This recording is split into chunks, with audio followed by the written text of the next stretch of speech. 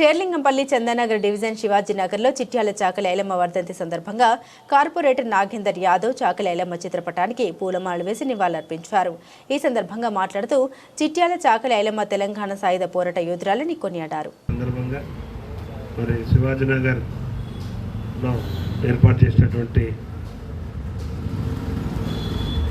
ఈశ్వర రజక సంక్షేమ సంఘం వాళ్ళు ఏర్పాటు చేసినటువంటి ఈ కార్యక్రమాన్ని నిర్వహిస్తున్న నిర్వాహకులకు అందరికీ అభినందనలు తెలియజేస్తూ, మరి చాకలి ఐలమ్మ మన తెలంగాణ రాష్ట్ర సాయుధ పోరాటంలో మరి రజాకారులను ఎదిరించినటువంటి మహోన్నతమైనటువంటి వ్యక్తి. ఆ రోజుల్లో మరి ఒక శక్తిలాగా వర్ధంతి కార్యక్రమాలు నిర్వహిస్తున్నందుకు చాలా సంతోషంగా ఉంది.